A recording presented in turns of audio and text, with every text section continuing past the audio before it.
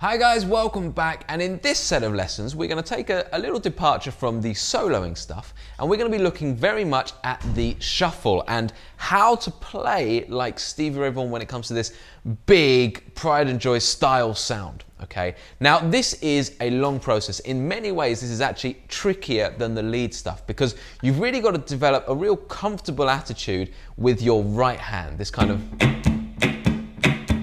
of sound. Okay, so the way we're going to do this is we're going to kind of layer it up gradually. Okay, so it makes a bit more sense. Okay, and we're going to start by just learning the notes and not worrying about this big chunky sound with the right hand. We'll get to that. Okay, so first of all we're going to learn this like this. Okay.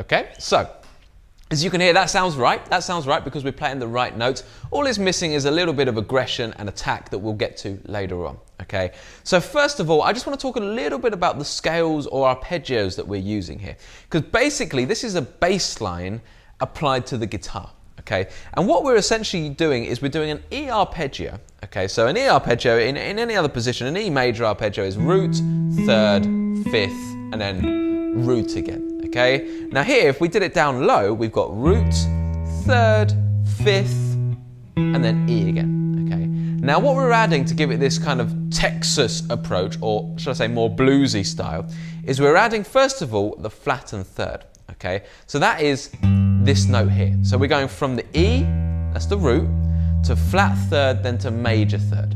Okay, and that's a classic kind of blues thing to do, use the flat third and the major third, giving it a kind of minor major feel. Okay, then we do go to the fifth. Okay, but then we're going to also add in the sixth. Okay, right there. Okay, so that's the second note that we add in to give it more of a bluesy feel and more of a kind of a bass-liney kind of rock and roll style feel. Okay, so we've got root, flat third, third, fifth, sixth, and then root again. Okay, so that's the theory. Okay, so it's basically an E arpeggio with those two notes added in. Okay, making it really cool to play over just a kind of E major chord or an E7 chord. Okay, now then, let's go through the notes in order. So we're going to go from the root note. Then when we get to the third, we're going to hammer on to the fourth fret. Okay, so third fret, fourth fret. Okay, so we're going to go on the E, so down, up on the E, then third fret, hammer onto the fourth fret, then onto the second fret, so this is the fifth, as in, you know, actual notes. Okay, so second fret, we're gonna do that twice. Fourth fret, twice, and then root note at the top here, twice. Then I kind of come back down to the third fret and hammer onto the fourth again. Okay, and then we're going to go to the second fret of the A string. Okay, so we get this.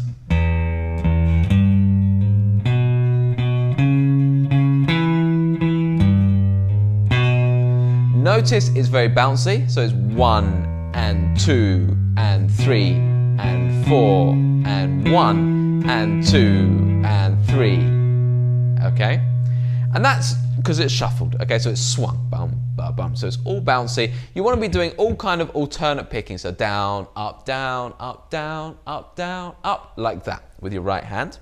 Now then you're going to do an open strings just from the D string downwards, and then you're going to grab your first finger or second finger or third finger, whichever one you want to do, on the second fret, again all the strings from the D string downwards, and then open again. Okay, and that's just the little riff to turn it around again. Okay, so the E section sounds like this.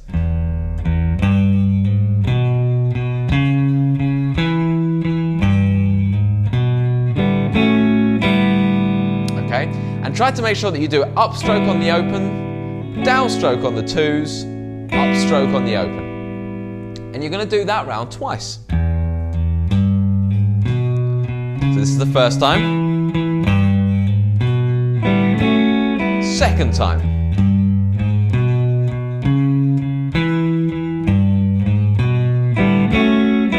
The only thing we're going to add to that is at the start of each bar, instead of just doing the open E, you're going to play an E major chord. Okay? So it's going to go like this. Oh.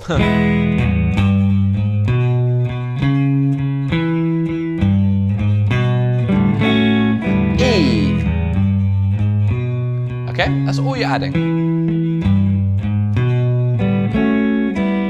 Now when you get to this part, we're going to move into A. Okay? So this is now the kind of third bit along, okay, so we're actually on an A, okay, so we're just going to play an A just like this, okay, nice flattened first finger, open A string, okay, and then you're just going to move the pattern up one string each, okay, so now we're doing an A arpeggio with the flattened third and the sixth of A instead, but it's the same pattern, it's all just moved up one string each on the guitar, so it looks like this.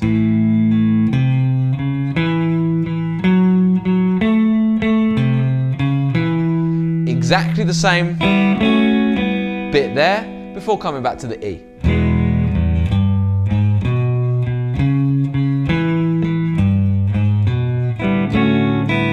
Okay, so what I'm going to do is I'm just going to play that part with my lovely drum machine, nice and slowly, so you can just put that together. So that's the E twice, the A once, and then the E once again. Okay, so here we go, let's put it on 60 BPM, so this is nice and steady, okay?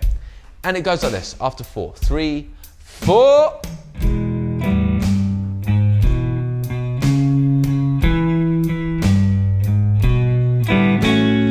E.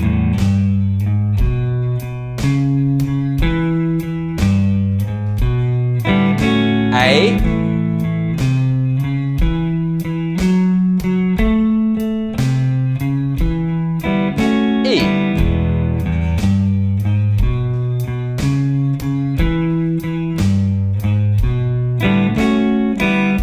And we're going to stop there. So let's turn that drum machine off.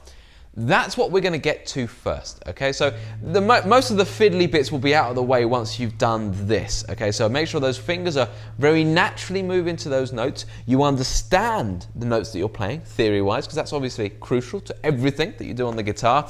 And you're doing it swung with that kind of down-up sound with your right hand.